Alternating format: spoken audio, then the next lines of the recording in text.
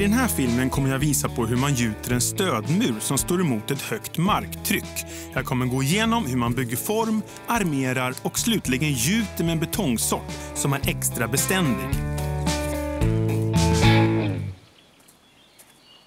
Jag tänker gjuta en stödmur i form av L-formen ut med den här vägsträckan som är en del av då uppfarten till vårt hus. Problemet idag är att den här slänten är väldigt svår att hålla snygg och den är också väldigt svår att se. Och det här har resulterat i att vissa har lyckats ställa bilen så här. Jag ska inte nämna några namn, men så är det. Med en stödmur så får jag ett väldigt snyggt avslut på den här vägbanan och jag får också en väldigt tydlig visuell linje eller kant att följa när man just backar ner med sin bil. Murens underkant kommer bli horisontell medan överkanten kommer följa vägbanans lutning. Och den kommer formsättas på samma sätt som grunden här, stående bräder. Så att muren kommer inte enbart bli funktionell utan den kommer också smälta in och bli väldigt vacker tror jag. Det första jag ska göra är att schakta undan och så ska jag börja formsätta och jag kommer börja med formens utsida.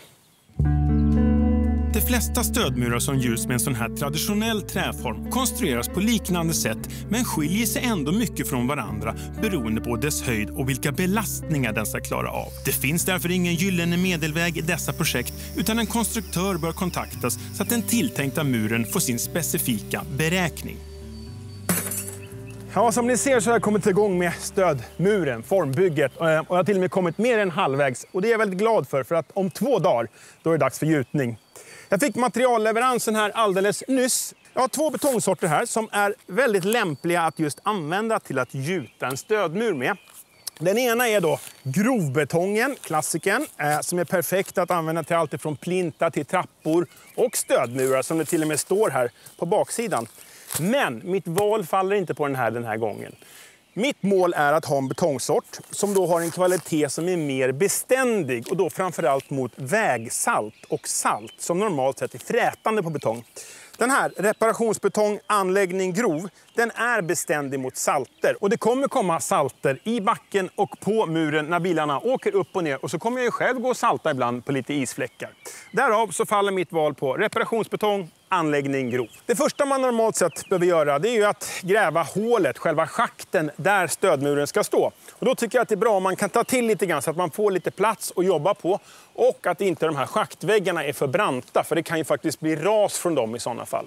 Schaktbotten ska vara väl komprimerad och av dränerande material och när man har kommit så långt då är det läge att börja mäta upp muren och då blir det oftast från en punkt har man med ett snöre upp då till en annan. Och i det här fallet så har jag då en formsida som står här spikrakt ungefär 8 meter långt. Sen svänger den in här 45 grader.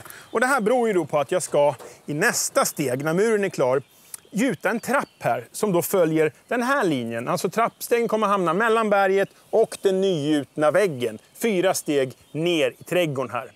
Sen vill jag även nämna det att det är ju inte optimalt att dels gjuta muren mot berg och mot schaktbotten. För det finns alltid en risk för sättningar. Och det som skulle då hända i det här läget är att jag skulle kunna få någon liten sprickbildning här inne närmst berget. Men eftersom jag vill att muren ska integreras och trappen ska integreras med berget, ja, då har jag egentligen inget val. Den första formsidan man bygger är ju den yttre delen, det vill säga den som kommer att vara synlig. När den är på plats, ja, då börjar man ta tag i det som är armeringen.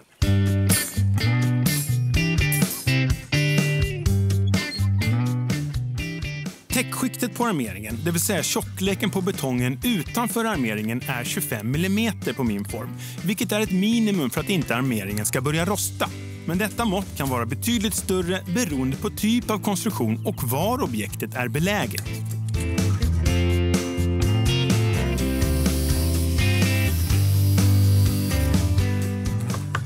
Min mur är 15 cm bred och foten är cirka 2/3 av murens höjd.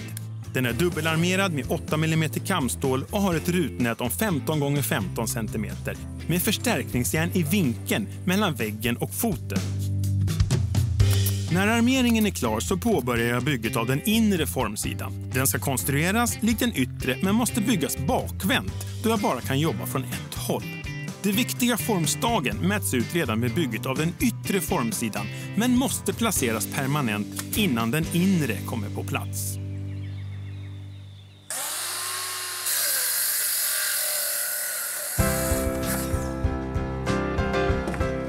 Något av det sista man gör på formen är att komplettera med flera ströreglar och låsregler för att förstärka upp formsidorna.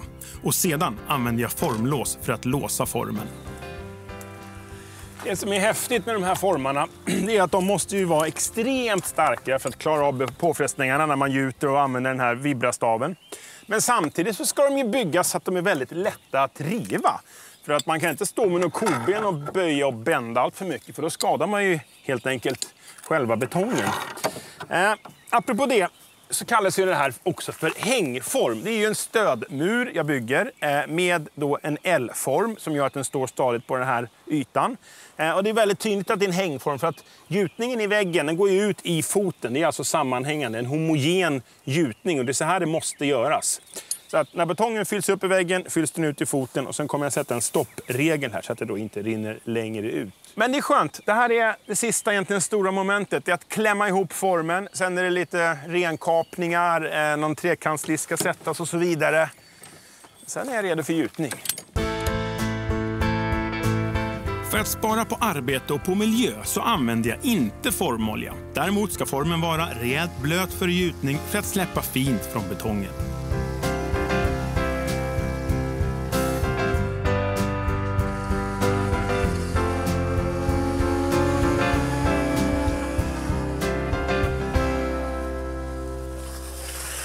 Nu är jag äntligen igång med det som är roligast, och det är faktiskt att gjuta.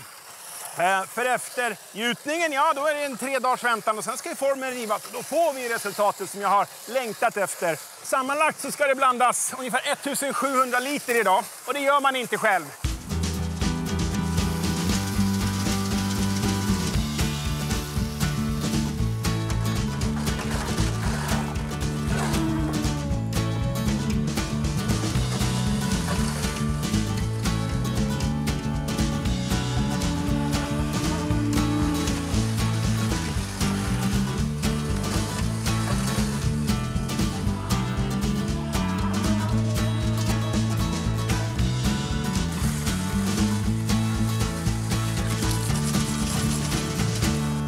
Förutom att de här formstagen då har en väldigt viktig funktion, så är det också en designgrej i hur man sätter dem, eftersom det kommer bli små hål där varje stag sitter. Och tittar man då noga på den här väggen så sitter ju alla i en linje som följer lutningen på muren med exakt samma mått och samma cc-mått.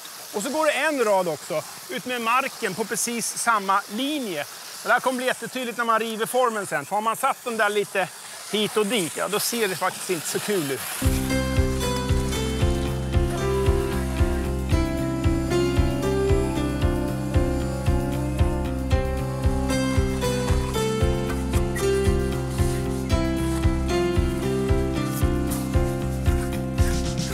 Det man normalt sett gör här vid foten, det är att man låter det svämma över lite grann i början när man fyller på väggen. Så låter man allting sätta sig. Sen kommer man ju snygga till det här senare, men det får vara så till en början.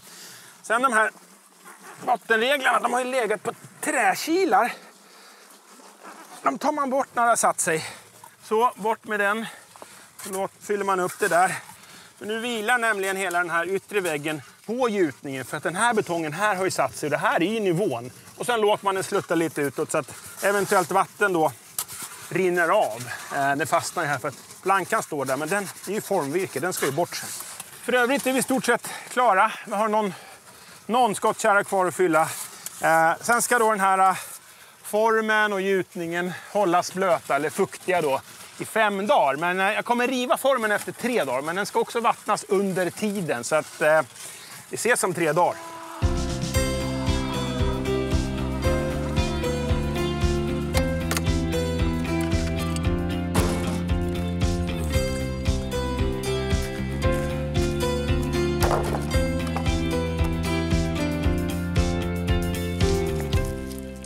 Trots att betong är ju väldigt hårt så blir det ändå en 90-graders hörn väldigt känsligt. Genom att lägga den här trekanten då så får jag ett 45-graders hörn så att den blir betydligt starkare när den ser ut så här. Plus att jag tycker att det är snyggt. Vid varje sån här plastkona så har det ju suttit ett stag. Jag nämnde ju tidigare vikten av att tänka igenom hur stagen ska hamna. I mitt fall så har jag en startstag kan jag säga, och så är det en linje då som följer här parallellt med muren och den andra linjen går parallellt med marken. Så jag tycker att det här blev väldigt snyggt. Hade de suttit huller om buller, ja då hade det stört istället för att faktiskt ge någonting. När det gäller ytan på muren så valde jag att formsätta med vanliga stående brädor, precis som husgrunden, för att det då ska kännas lika, och det blir väldigt snyggt tycker jag. Det är en fin struktur i brädorna.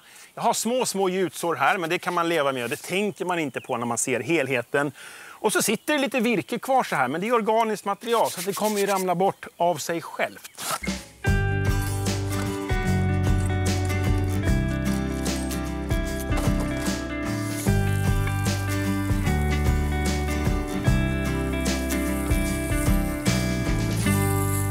Betongen har ju härdat nu i 3 dygn. Det innebär att den har ungefär blivit 65% av sin hårdhet. Och det räcker normalt sett på en stödmur för att man ska kunna riva formen. Däremot så ska man ju inte återfylla, för då lägger man ju så att säga, belastar man ju formen först kanske efter ytterligare 4 till 5 dygn. Sammanlagt ska man också hålla en sån här gjutning blöt eller fuktig i 5 dygn. Det har redan gått 3 som jag har bevattnat muren, så att jag ska göra det ytterligare i 2 dagar.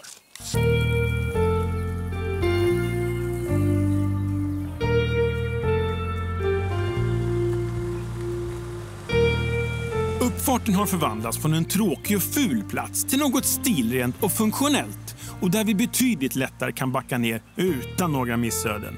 Och det kan faktiskt svärfar intyga. Ni hittar Finjas arbetsbeskrivningar, mer information och fler filmer på finja.se.